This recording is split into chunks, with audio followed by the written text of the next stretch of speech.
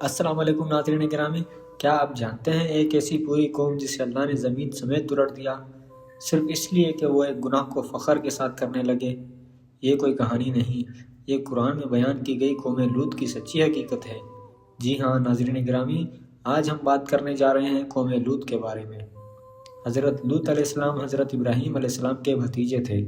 وہ عراق کے علاقے میں پیدا ہوئے اور بعد میں اللہ کے حکم سے سدوم اور عمورہ نامی بستیوں کی طرف نبی بنا کر بھیجے گئے۔ یہ علاقے آج کے اردن اور فلسطین کے قریب سمجھے جاتے ہیں۔ اللہ تعالیٰ نے حضرت لوط کو اس قوم کی اصلاح کے لیے منتخب کیا کیونکہ وہ قوم شدید گمراہی میں مبتلا ہو چکی تھی۔ قوم لوط کی بستیاں بظاہر خوشحال تھیں، زمین زرخیز تھی، تجارت ہوتی تھی، مگر اخلاقی طور پر وہ انتہائی پستی میں جا چکے تھے۔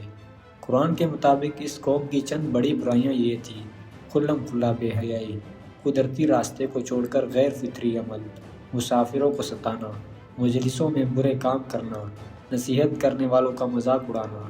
یہ وہ قوم تھی جس نے تاریخ میں پہلی بار اس گناہ کو اجتماعی طور پر اپنایا جسے اللہ تعالیٰ نے سخت ناپسند فرمایا۔ حضرت لوط علیہ السلام نے برسوں تک اپنی قوم کو سمجھایا، دن رات تنہائی میں اور مجمع میں نرمی سے اور کبھی سخت لہجے میں ہر طریقہ اختیار کیا۔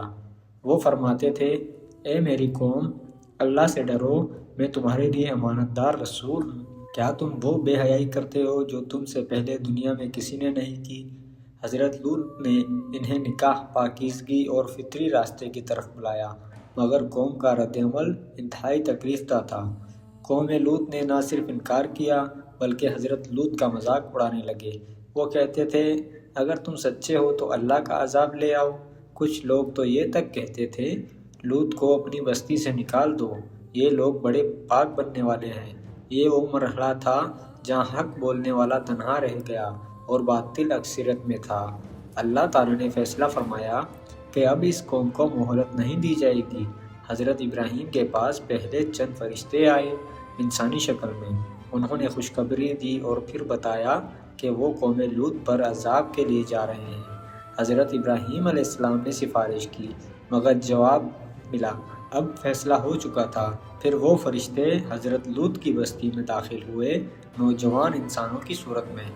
جب حضرت لوط نے انہیں دیکھا تو سخت پریشان ہو گئے کیونکہ وہ جانتے تھے کہ ان کی قوم کیسی ہے۔ قوم کو جیسے ہی خبر ملی وہ لوگ دوڑتے ہوئے آئے۔ حضرت لوط نے دروازے پر کھڑے ہو کر انہیں روکا اور کہا: اللہ سے ڈرو، مجھے رسوا نہ کرو، یہ میرے مہمان ہیں۔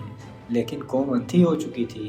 اس وقت فرشتوں نے اپنی حقیقت ظاہر کی اور فرمایا: اے لوط، تم خوف نہ کرو، ہم اللہ کے بھیجے ہوئے ہیں، یہ لوگ تم تک نہیں پہنچ سکتے۔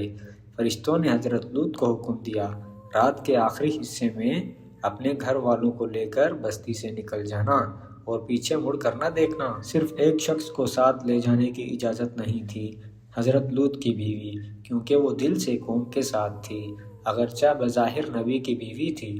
جب فجر کا وقت آیا تو زمین ہلنے لگی۔ قرآن کے مطابق پوری بستی کو الٹ دیا گیا۔ آسمان سے پتھروں کی بارش ہوئی۔ وہ پتھر نشان زدہ تھے، ہر ایک مخصوص فرد کے لیے۔ چند لمحوں میں ایک خوشحال بستی کھنڈر بن گئی۔ آج وہاں بحر مراد یعنی ڈیڈ سی موجود ہے، جہاں زندگی ممکن نہیں۔ حضرت لوط اور ان کے ماننے والے محفوظ رہے۔ قوم لوط تاریخ کا ایک نشان بن گئی۔ اللہ تعالیٰ قرآن میں بار بار فرماتا ہے: اس میں عقل رکھنے والوں کے لیے نشانیاں ہیں۔ یہ قصہ ہمیں سکھاتا ہے کہ حق ہمیشہ اکثریت میں نہیں ہوتا۔ گناہ کو معمول بنا لینا سب سے بڑا عذاب ہے۔ اللہ کی پکڑ جب آتی ہے تو مہلت ختم ہو جاتی ہے۔ تو ناظرین گرامی، آج کی ہماری ویڈیو آپ کو کیسی لگی کامنٹس میں بتانا مت بھولیے گا، اور چینل کو سبسکرائب کرنا بھی نہ بھولیے گا۔ ملتے ہیں ایک نئی ویڈیو کے ساتھ۔ والسلام۔